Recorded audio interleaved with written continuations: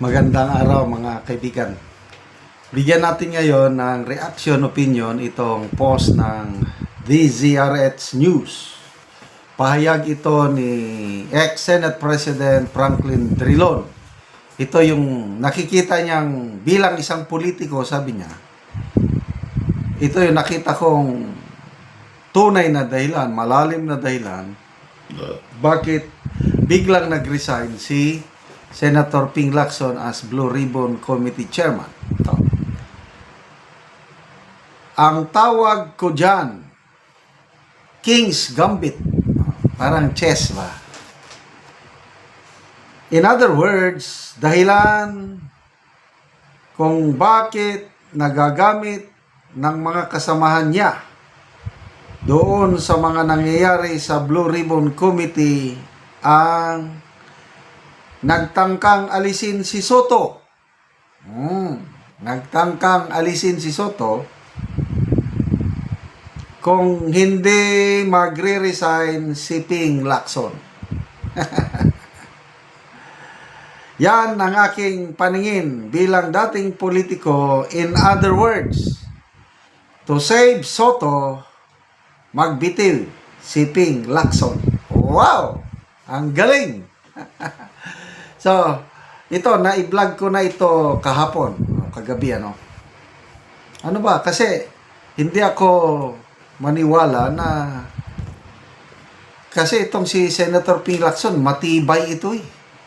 Proven na ito na fighter, hindi umaatras sa laban. Example, nakalaban nga niya si PGME noon, at saka First Gentleman Arroyo. Talagang siniwalat niya yung mga nalalaman niyang katarantaduhan nung panahon yun. Kaya ako bumili ba sa kanya. So, nung ginipit na siya, dahil first couple ang kinalaban, ayun, naisyuhan siya ng warrant of arrest, kaya napilitan siyang nagtago. Kaya ako, saludo ako dati sa kanya. Dati. Ngayon, medyo nabawasan yung paghanga ko sa kanya. Ayun. Tumayo siya, lumaban siya sa mag-asawang presidente at first gentleman panahon ni PGMA. Nagtago. And then, nung nagbago ang administrasyon, saka bumalik. And then, later on, na-dismiss yung kaso na yun. So ito, laban kontra sa corruption ngayon, talagang maganda yung ginagawa niya. Sinisiwala ko yung mga kalukuhan sa budget process. So yun, yung dalawang expose, anong tawag doon? Privilege speech niya pag open ng 28th Congress. Ang ganda kaya, well-researched yung ginawang yon. Sabi ko, kito may pag-asa pa laban sa corruption. Maganda yung tandem nila ni Mayor Benji Magalong.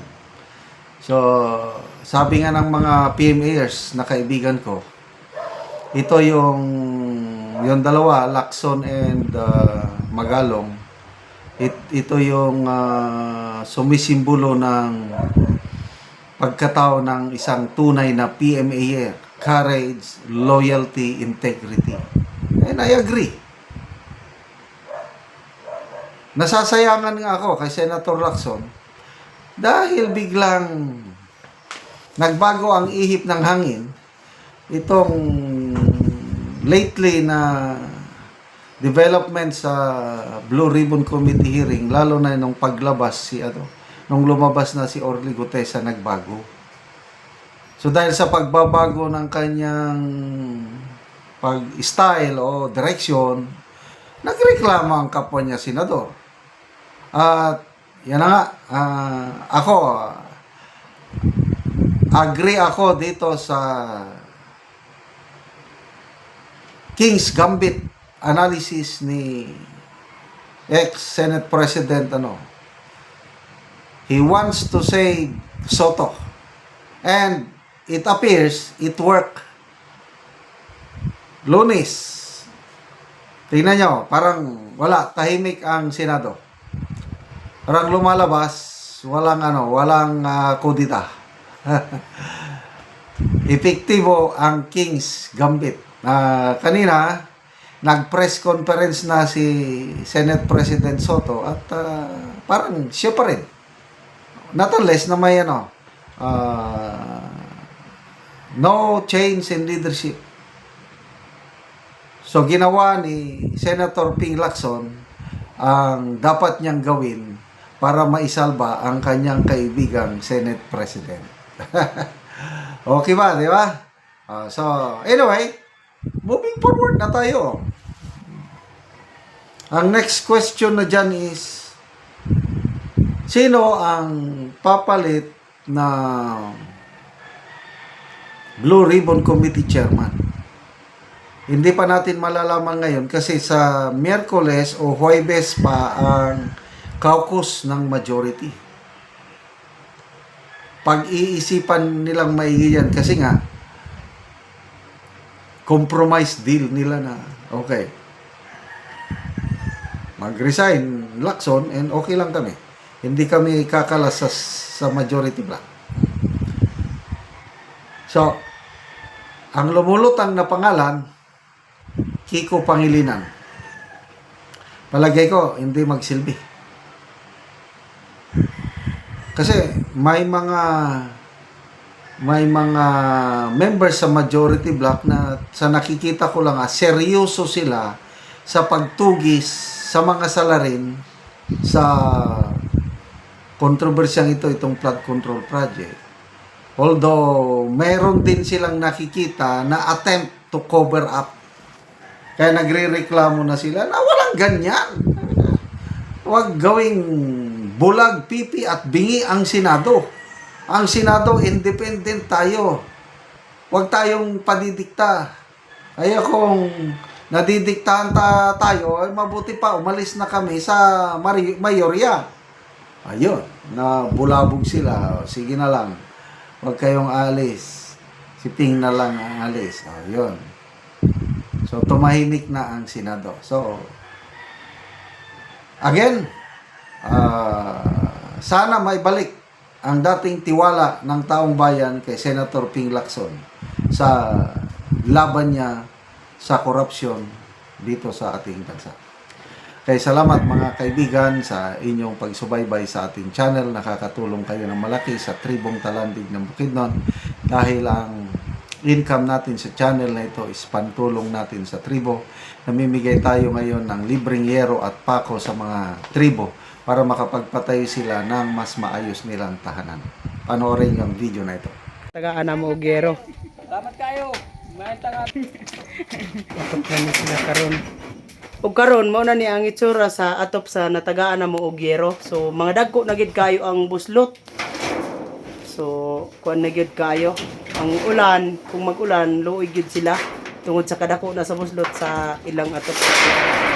Ug karon ate pila na ni katuig ang inyong balay nga inani na ang itsura sa kadako sa buslot. Pila na siya katuig? 7 na katuig. 7 na gid katuig.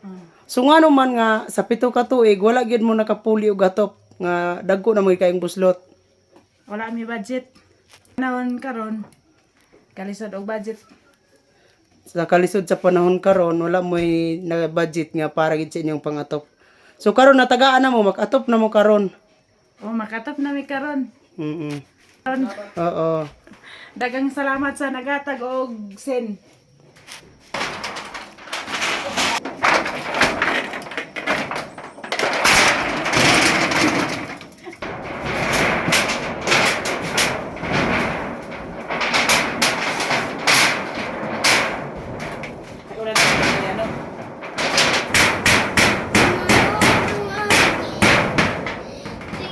Karon naman na gyud sa pag-atop.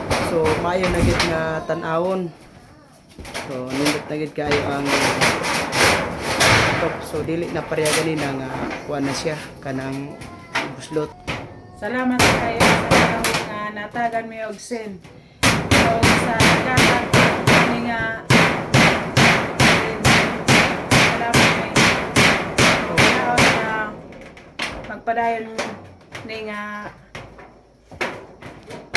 nga tabang sa mua. Salamat kayo. Salamat kayo. So, may natingalan ko.